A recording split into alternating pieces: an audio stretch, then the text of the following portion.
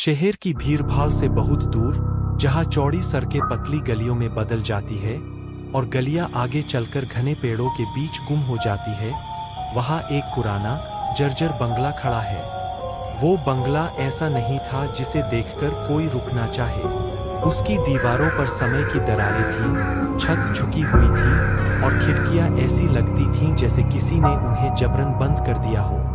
दिन में भी वो जगह अजीब लगती थी, लेकिन रात होते ही वहां की खामोशी डरावनी हो जाती थी। लोग उसे एक ही नाम से जानते थे, भूत बंगला। कहा जाता था कि सूरज ढलते ही वो बंगला बदल जाता है। दिन में जो सिर्फ एक खंडहर दिखता है, रात में वो जिंदा हो जाता है। जो भी उसके अंदर गया, या तो अपनी समझ खो बैठा या फिर कभी लौटकर नहीं आया। गांव वालों का मानना था कि उस बंगले में सिर्फ आत्माएं नहीं रहती, बल्कि उन लोगों की चीखें भी अब तक दीवारों में कैद है जो कभी वहां फंस गए थे। इस कहानी को सुनकर चार दोस्त, रवि, अमन, नेहा और पूजा, सिर्फ हंसे थे। उन्हें लगता था कि डर सिर्फ उन लोगों के लिए होता है जो कमजोर होते हैं। उनके लिए ये सब पुराने जमाने की अफवाहें थीं। उत्सुकता धीरे धीरे जिद में बदल गई, और उसी जिद ने उन्हें उस रात भूत बंगले तक पहुंचा दिया। गांव वालों ने बहुत रोका। कुछ ने रास्ता रोक लिया, कुछ ने भगवान का नाम लिया और कुछ ने बस इतना कहा, वहां मत जाना। लेकिन जब इंसान अपने आप को सबसे समझदार समझ ले, तो वो चेतावनियों को डर समझकर टाल देता है। रात के ठीक 9 बजे चारों दोस्त उस बंगले के सामने खड़े थे। आसमान में चांद अधूरा था, जैसे वो भी उस जगह को पूरा देखने से डर रहा हो।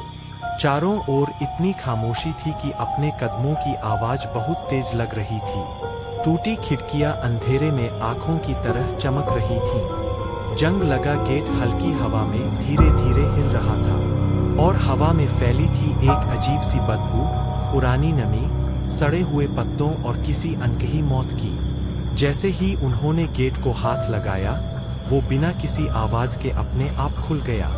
उस पल हवा अचानक बदल गई। ठंड ऐसी थी कि सांस लेते ही सीने में चुभन होने लगे।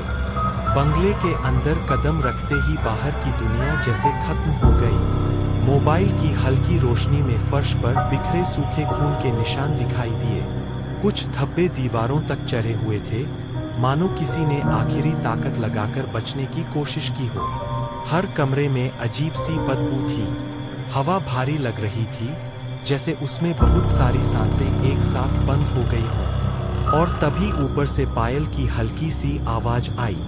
वो आवाज इतनी साफ नहीं थी, लेकिन इतनी डरावनी थी कि रीढ़ में सिहरन दौड़ जाए। सीढ़ियां चढ़ते हुए हर कदम भारी हो रहा था। लकड़ी की सीढ़ियां चरमराती थीं, मानो हर कदम पर चेतावनी दे रही हो। ऊपर के कमरे में एक पुरानी अलमारी पड़ी थी। उसके नीचे एक फटी हुई डायरी मिली। डायरी के पन्ने नमी से चिपक चुके थे, लेकिन उस पर लिखा डर आज भी जिंदा था। लिखा था कि इस बंगले में कई साल पहले एक औरत को जिंदा नहीं छोड़ा गया था। उसकी मौत के बाद जो भी यहाँ आया, वो कभी वापस नहीं गया। आखिरी पन्ना खून से लिखा हुआ था, और जैसे ही उन्होंने उसे पढ़ा, पीछे से एक ठंडी सांस महसूस हुई। जब उन्होंने पीछे देखा, तो समय जैसे रुक गया।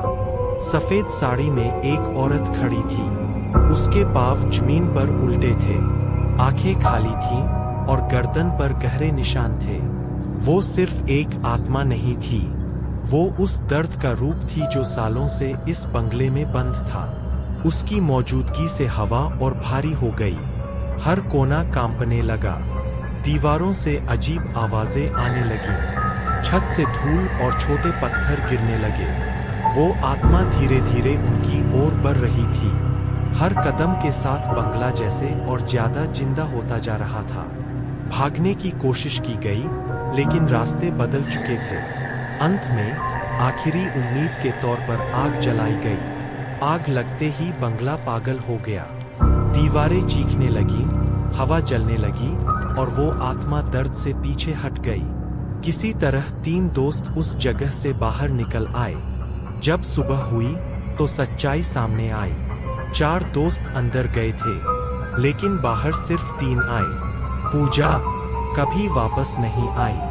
गांव वालों का कहना है कि पूजा की आत्मा अब भी वहां है और आज भी जब रात के सन्नाटे में कोई उस रास्ते से गुजरता है तो सुनाई देती है पायल की वही आवाज, छन छन छन। क्योंकि हर कहानी झूठ नहीं होती और कुछ जगह कभी खाली नहीं होती। भूत बंगला आज भी इंतजार करता है।